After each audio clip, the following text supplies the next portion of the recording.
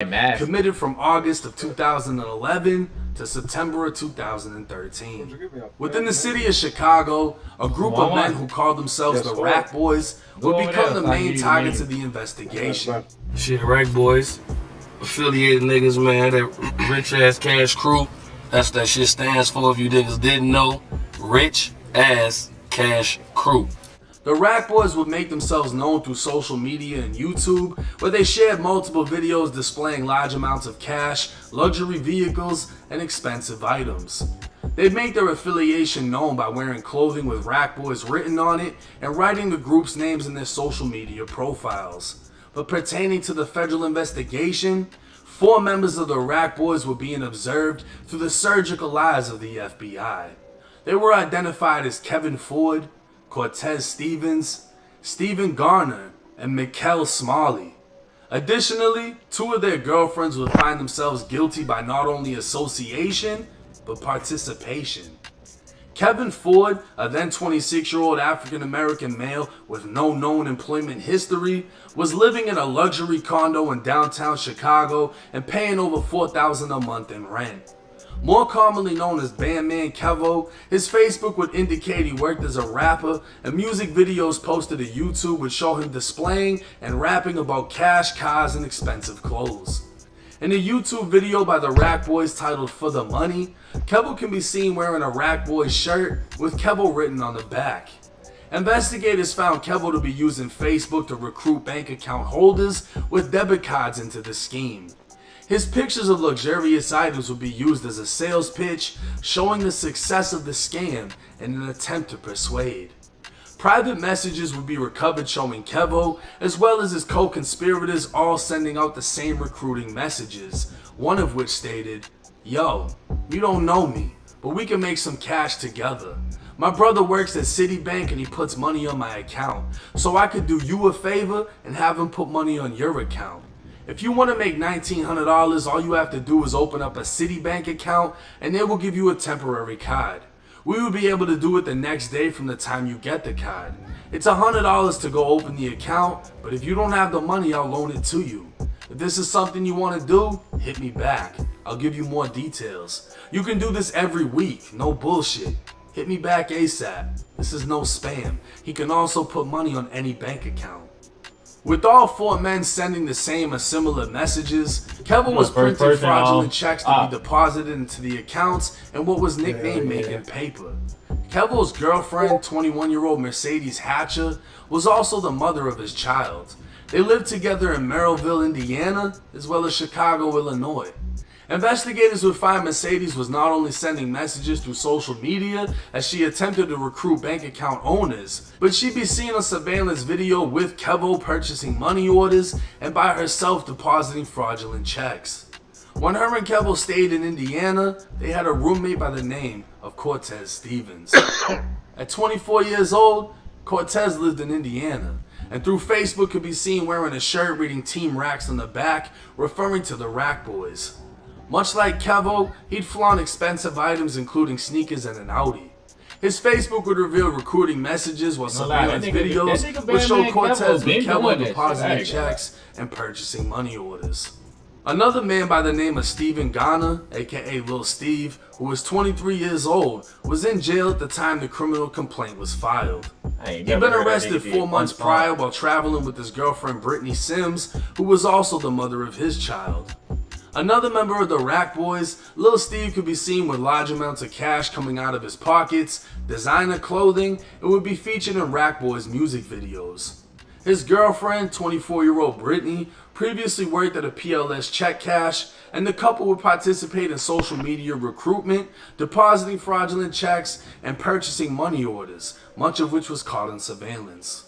The last of the 4 identified Rack Boys was 21-year-old Mikkel Smalley. Mikkel would often live with Lil Steve and was very vocal about making money through social media with posts that read, "Christmas in 4 days. Inbox me if you're trying to make some fast money." Mikkel and Lil Steve could be seen in photos together, as well as Rack Boys videos, while like everyone else, Mikkel recruited and could be seen on surveillance video depositing checks and purchasing money orders. All in all, the group of 6 would commit over 200 acts of fraud, causing the banks to lose over $250,000, while the group of 6 successfully made off with $153,000 in just under 2 years. With the criminal complaint filed, the following day, October 28, 2014, no-knock arrest warrants went out for all 6 suspects, who were all taken into custody by U.S. Marshals except for Lil Steve, who was already in custody. A 12-count indictment would list conspiracy to commit fraud, 4 counts of bank fraud, and 7 counts of money laundering concealment. Bandman Kevo was now facing 5 of those counts, and only 5 months later, the first plea deal was made. Mikkel Smalley, the rapper now known as Miko, can be seen in an interview with none other than Lil Steve by his side. Both men would do an interview with Chicago YouTuber 16 Shot him, accusing Bandman Kevo of being a federal informant. The only problem is they never thought 1090 Jake would look into the case. 31 minutes into the interview, 16 would ask if there was any statements brought up against Miko. Miko would admit there aren't any statements, but there was a cooperating witness. Miko was referring to a section of the criminal complaint in which it states law enforcement obtained information on the card cracking operation from a cooperating witness who's been charged in the complaint. The witness cooperated in the hopes that his cooperation would be considered by the government and recommending a lower sentence. While the witness goes unnamed, one important detail that's listed is the witness has no prior criminal convictions. At the time of the criminal indictment, Bandman Kevo had no prior convictions. The witness would break down how to crack cards, giving the feds the exact methods being used, and the special agent would believe the information given was reliable. Miko would also say in his paperwork, the witness stated they used to be a part of Rack Boys. Within the criminal complaint, while it named Bandman Kevo as a member of Rack Boys and a music video would show Kevo with the Rack Boys shirt on, the complaint does state that Kevo now associated with a different money team known as Band Clan. Miko would claim this meant Kevo must be the witness, but the actual paper saying that the cooperating witness was no longer a member of the Rack Boys, I couldn't find. The only issue with what Miko was saying is he overlooked one of the most important details. Bandman Kevo and the 5 others he was indicted with were all indicted out of the Northern District of Indiana Federal Court. The day after they were indicted, the Northern District of Illinois announced 29 people are facing state and federal charges for cracking cards. 16 of those people face federal charges in Chicago, 7 face state charges in Chicago, and 6 face federal charges in Indiana. The cooperating witness was charged in the criminal complaint out of the Northern District of Illinois, therefore eliminating Bandman Kevo or any of the others indicted in Indiana as being the cooperating witness. But that doesn't mean no one else cooperated. 37 minutes and 17 seconds into the 16 Shot him interview, 16 says he heard Kevo took a 5K1 deal. Miko would explain it as your lawyer, and the prosecutor sit in the room. The prosecutor asks you what you know about the case, and if you can give up substantial evidence to be used against your co-defendants to force them into plea deals, you'll receive a lesser sentence. But this is the part you've all been waiting for, when a rat finally gets exposed. 5 months after Bandman Kevo was indicted, Miko would take a plea deal, making him the first out of 6 defendants to take a deal. He would plead to conspiring to commit bank fraud, and on page 4 of his plea deal, would agree to cooperate fully, truthfully, and candidly with the United States government, including discussing all knowledge of criminal activities and testifying before any grand jury, hearing, trial, or proceeding. In exchange, the prosecutor will advise the courts of the value of his cooperation and would dismiss count 4 of the indictment. Within Miko's sentencing memorandum, on page 3 it states Miko was the first to plea out, and his plea includes a cooperation clause. It also states a month after he pled out, Brittany, Lil Steve's girlfriend, pled out. And a month after that, Lil Steve pled out. On page 8, it states because of Miko's cooperation, he expects the government will be filing a 5K1 motion to reduce his sentence, and that his plea led the other 2 defendants to pleading out. So what Miko accused Bandman Kevo of doing is exactly what Miko did. Fully cooperated and expected a lesser sentence in return. But if that paperwork isn't clear enough for you, within Miko's government sentencing memorandum, on page 3 it states downward adjustment for cooperation.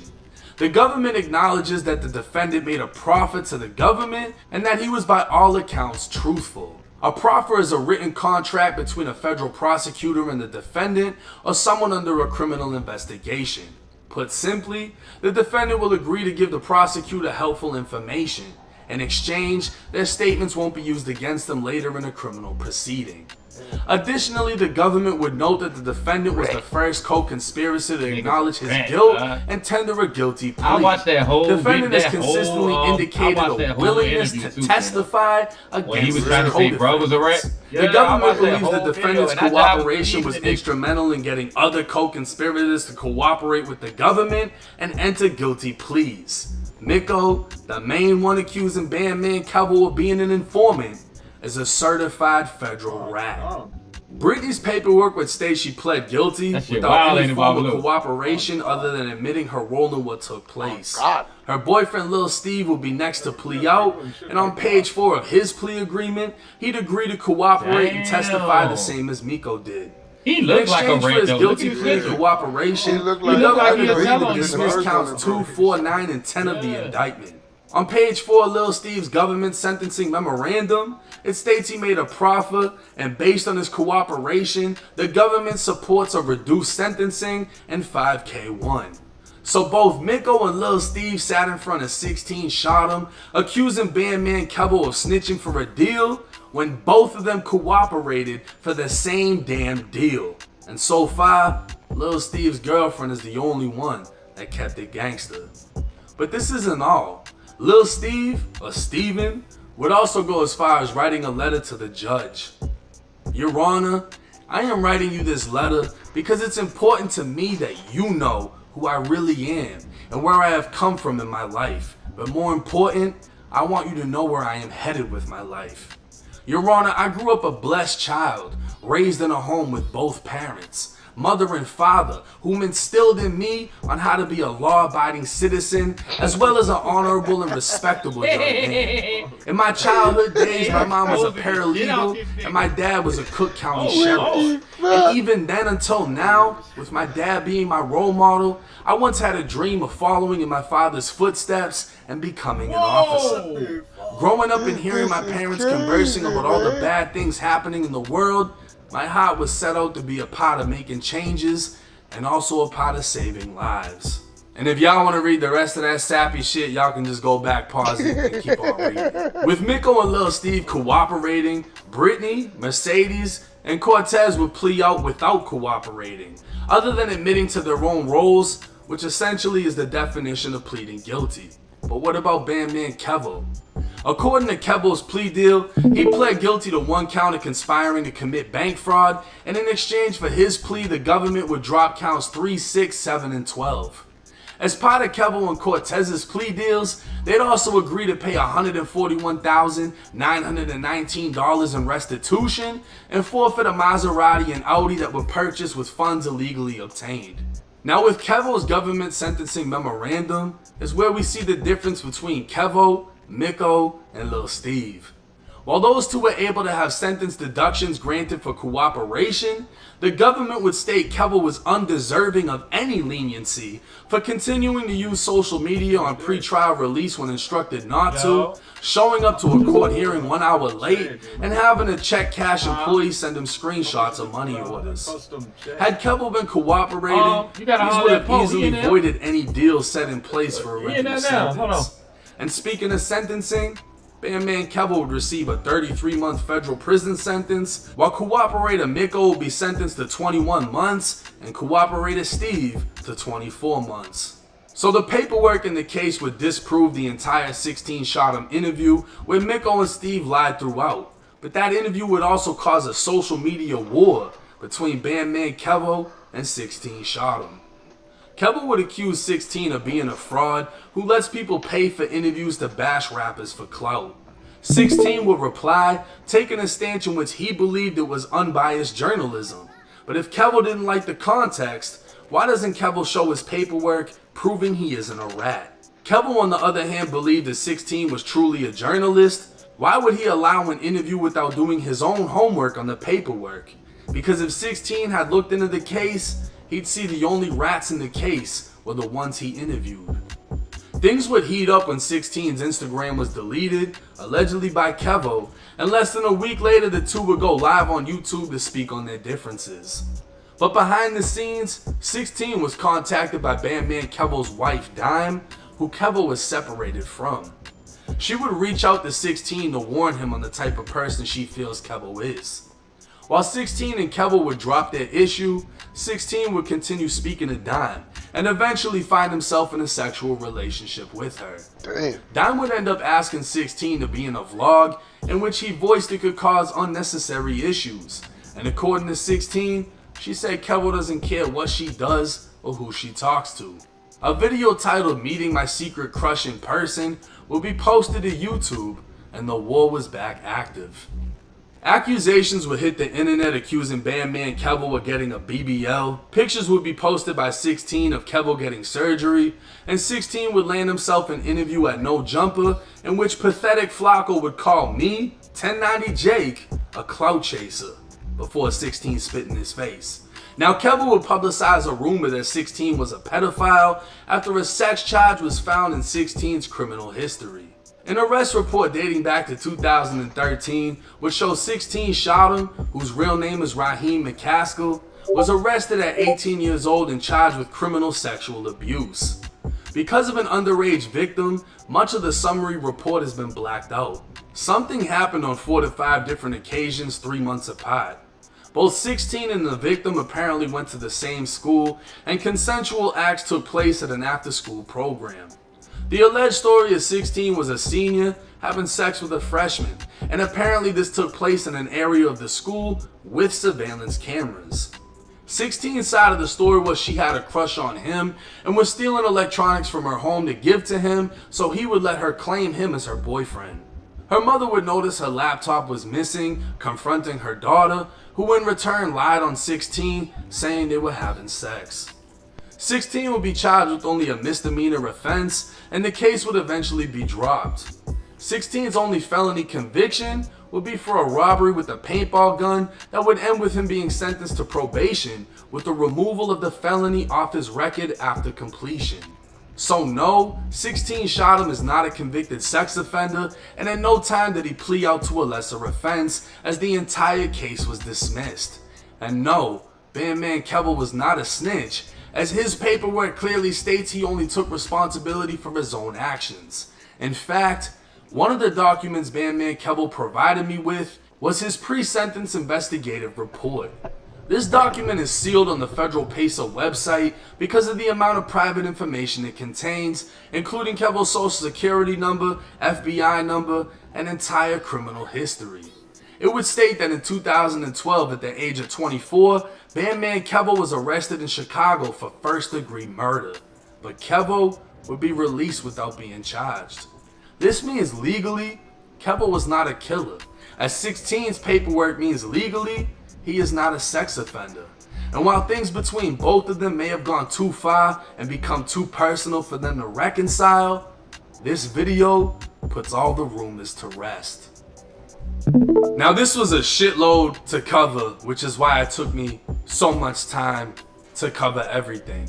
And the thing about it is, I met up with Kevo, I got to meet him, I got to get an idea on the type of person he is, and he provided me with a shitload of paperwork.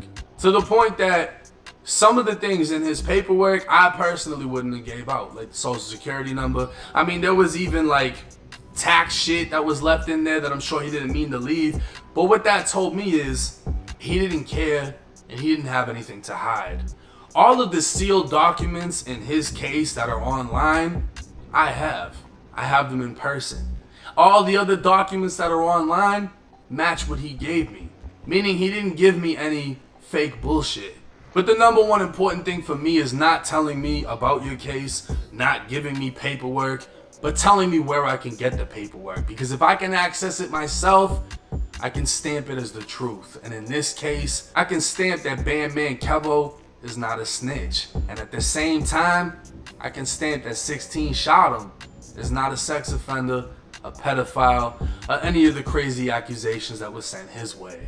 But as far as the two that 16 did an interview with, I don't know why they would do an interview and accuse Kevo of literally doing what they did. And then sitting there laughing about it like, yeah, he got a 5K1 deal. Yeah, he was gonna tell and do this. But there's literally papers that I can put out, that I can tell y'all how to get, that literally says they were snitching, cooperating, and willing to testify. I mean, Steve wanted to be a police officer. And maybe he was just saying that to try to finesse something with the judge, but it makes it look that much worse when the rest of your paperwork says you were cooperating. Now, like I said, I would have liked this video to be the end all of the beef between Bandman Kevo and 16 Shot Him, but it seems that things have become too personal for that to happen. But at least this video kills all the rumors and puts the rumors to rest. It's 1090 Jake. I'm rocking with y'all, y'all rocking with me. Until next time.